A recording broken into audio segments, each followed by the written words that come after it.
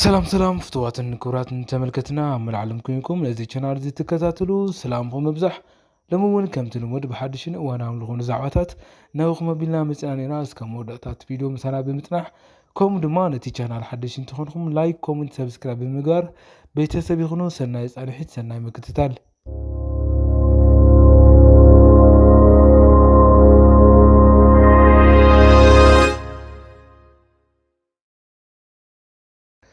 እሽሞ ክብራት ተመልከትና ኣያው ሎሚ ላዋኹም ኣቢልና መፅናለልና ብዛዕባ ናይ ኣዶናይ ሓውና እዩ ክኸውን ማለት እዩ። ከም ዝፍለጥ ካብቶም ኣብ ኢትዮጵያ ሶሻል ሚድያ ብጣዕሚ መወዛገቢ ወይ ድማ ሶሻል ሚድያ ብቐሊሉ ክቆፃፀርዎ ዝኽኣሉ ሓደ ኣዶናይ ማለት እዩ። ኣብዚ ሰዓት ኣብ ኢትዮጵያ ብጣዕሚ ንሶሻል ሚድያ ለንዕቕ ስራሕ ዝሰርሕ ዘሎ ሓደ ኣዶናይ ማለት እዩ። ብኡ ኣቢሉ ድማ ንብዙሓት ሰባት ናብ ሶሻል ሚድያ ወይ ድማ እቲ ንጥቀመሉ ዘለና ወይም ደግሞ እቲ እናተጠቐምና ንሰርሐሉ ዘለና ስራሕ በአጠቃላይ ተፈታውነት ልክረክብ ዝሰርሕ ዘሎ ሓደ ወጣት ማለት እዩ። ንባዕሉ ሰሪሑ ንብዙሓት ሰባት እውን ክቕይር ዝፅዕር ዘሎ ሓደ ወጣት ወዲ 25 ዓመት ማለት እዩ። እቲ ዝሰርሖ ዘሎ ስራሕ ድማ ሓደ ሰብ ኣብቲ ውሽጡ ዘሎ ወይም ደግሞ ኣብ ውሽጡ ክሰርሖ እናኽኣለ ብሕፅረት ኮንፊደንስ ልከይሰርሕ ብዙሓት ነገር ብሰባት ከይኮነስ ብባዕሉ ሕፅረት ኮንፊደንስ ልከይሰርሕ ብዙሓት ሰባት እናተሳቀዩ ዝርከቡ ሰባት ሃምሎ ለው ተረዲኡ ንዕኡ ድማ ስግጥ ፍምስ ብምባል እቶም ሰባት እቲ ድሌቶም ለንፀባርቕሉ መንገዲ እናፈጠረ ነይሩ ማለት እዩ። ክብራት ተመልከትና ይኹን ዳእምበር ኣብ ኢትዮጵያ ብከምዚ ዓይነት ደረጃ ተፈታውነት ኣይትረክብን ኢኻ ማለት እዩ።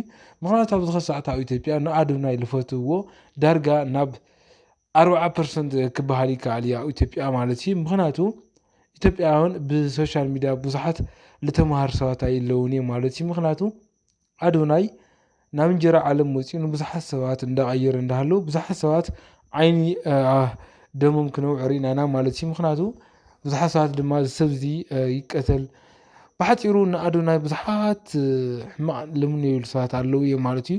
ይኹን ዳእምበር እቲ ዝሰርሖ ስራሕ ሕማቅ ከም ዘይኮነ ብዙሓት ሰባት እውን ይምስክሩሉ እዮም ማለት እዩ። ኣዶናይ ሎሚ ብዛዕባ ሓድሽ ሓበሬታ ወፂኡ ዘሎ ኣጋምሸት ሎማዓንቲ ዕለት ሓደ ኣጋምሸት ብፌደራል ወይም ደግሞ ብፖሊስ ጥያቄ ስለለለካ ናብ እስር ቤት ክትወሰድ ኢኻ ተባሂሉ ካብ ገዝኡ እዮም ወሲዶም ኣሎ ማለት እዩ። ምስ ተዓርኩ ወይም ደግሞ ምስ ጃኒ ሳውን ኣብ ኢትዮጵያ ካብቶም ሶሻል ሚድያ መጨናነቕቲ ዝኾነት ሓንቲ እያ። ምስ ጃኒ እዮም ተኣሲሮም ዘለዉ ማለት እዩ። እቲ መሰረይ ምክንያት ኣይተፈለጠይ ቅድሚ ከዚ ሓምል መስለኒ ኩራት ተመልከትና ስግጥ ፍምስ ትብል ትሬንድ ሒዙ ንብዙሓት ሰባት ከነቃቅሕ ፀኒሑ እዩ ማለት እዩ ዝወጣት እዚ ሎም ድማ ኣብ ቀረባ ሰዓት ማለት ድማ ድሕሪ እቲ ናይ ሽልማት ናይ ቲክቶክ ኣዋርድ ሽልማት ድሕሪኡ እቲ ስግጥ ፍምስ ዝብል ቃል እንቀይሮ ምክንያቱ እቲ ኣነ ዝሓሰብኮ ስግጥ ፍምስ ቃል ብዙሓት ሰባት ብካሊእ እዮም ተረዲኦሞ ማለት እዩ። ብካሊእ ሲቹዌሽን ተረዲኦሞ እቲ ስግጥ ፍምስ ዝብል ሓሳብ ካሊእ እዩ ነይሩ። እቲ ሕብረተሰብ ዝተረድኦ ድማ ብካሊእ ኣንግሊ ክብል ተናጊሩ ነይሩ። ካብ ከዚ ስግጥ ፍምስ ዝብል ቃል ዓይኒ ክንጥቀም ኢና ክብል ድማ ባዕልኡ ተናጊሩ ነይሩ ኣዶናይ። ምክንያቱ ብዙሓት ሰባት እቲ ስግጥ ፍምስ ኣይተረድኦሙ ማለት እዩ። ስግጥ ፍምስ ማለት ኣብ ውሽጥኻ ዘሎ ነገር ይፋ ገብሮ እዩ። ብሓፂሩ ብዙሓት ሰባት ኣብ ሞባይሎም ብዙሕ ቪድዮ ሰሪሖም ኣብ ድራፍት ዘቕመጥዎ ሰባት ኣለው ማለት እዩ። ምክንያቱ ሰብታይ ይክለኒ እዩ እንዳብሉ ብዙሓት ሰባት ብባዕሎም ክጭነቁ ብባዕሎም ልከይሰርሑ ብዙሕ ነገር ተወጢሮም ዘለዉ ሰባት እቲ ነገር መፍትሒ እዩ ሓሲቡ ነይሩ ኣዶናይ ማለት እዩ። ይኹን ዳእምበር እቲ ሰብ ብካሊእ ኣንግሊ ተረዲኡ ሓደ ሰባት ተረዲኦም እዮም ሓደ ሰባት ድማ ኣይተረድኦም ወይ ማለት እዩ። ብቻ ኣዶናይ ብቲ ነገር ቅድሚያ ለባዕለይ ወይም ድማ ቅድሚያ ለድሕነተይ ስለልሰግእ ዝነገር እዚ ተነቋርጥ ክብል ብኣንደበቱ ተናጊሩ ነይሩ። ድሕሪ 2 መዓልቲ ወይም ድማ ካብቲ ስብል ተናገረሉ ድሕሪ 3 መዓልቲ ድማ ብቅድሚ ትማሊ ያው ን18 ሰዓት ጠፊኡ ነይሩ። ብዙሓት ሰባት ድማ ብዛዕባኡ ተጨኒቆም ነይሮም እስካብ ክዚ ጠፊኡ እንዳብሉ ማለት እዩ።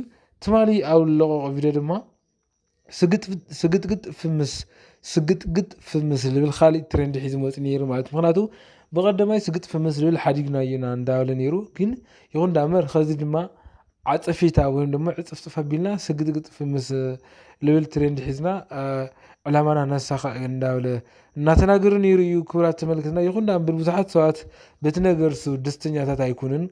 ምክንያቱ እቲ ነገር ንምንጋር ባዕሉ እውን ከቢድ እውን ስለዝኾነ ምክንያቱ ሓደ ግዜ ኣብ ኢትዮጵያ ምንባር በዚ ነገር እዚ ብጣዕሚ ኢኻ ትጭነቕ ማለት እዩ።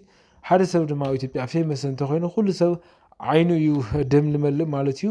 እዚ ሰብ እዚ ድማ ያው ከምቲ ዝብልናዮ መጀመርያ ብዙሓት ሰባት ኣብ ልዕሊኡ ዓይኖም እንዳነውዕዮም ዘለዉ ማለት እዩ። ይተኣሰር ኣብዚሕዎ ነይሩ እዩ እናበሉ ብዙሓት ሰባት ኣብ ኮመንት ክፅሕፉ ርኢና ኢና። ክቡራት ተመልከትና ይኹን ዳእምበር እዚ ሰብ እዚ ንዓላምኡ ዝፀንዕ ሰብ እዩ ነይሩ። ብቻ ኣብ ኢትዮጵያ ከምቲ መጀመርያ ነገርናኩም ኢትዮጵያ ምስቲ ደናቑር ስለዝኾና ማለት እዩ ብሓፂሩ ከም ክባሃል ይከኣል እዩ ደናቑር እዩ በቃ ህዝቢ ኢትዮጵያ ደንቆሮ ክባሃል ይከኣል እዩ ብካልእ ኣባሃላ።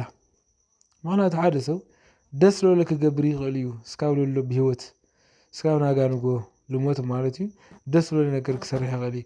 ኩሉ ሰብ ነናባዕሉ ትገብር ኣብ ኢትዮጵያ ዘሎ ሰብ ድኻ ኣይምኾነ ነይሩ ማለት እዩ። ክቡራት ተመልከትና ኩሉ ሰብ ነባዕሉ ኣይገብሪ በተለይ ኣብ ኢትዮጵያ ዘሎ ሰብ ኩሉ ግዜ ኣብ ናማቱ ኣትዩ ጠልቆምቆም ዝብል ሕብረተሰብ እዩ ዘለናና።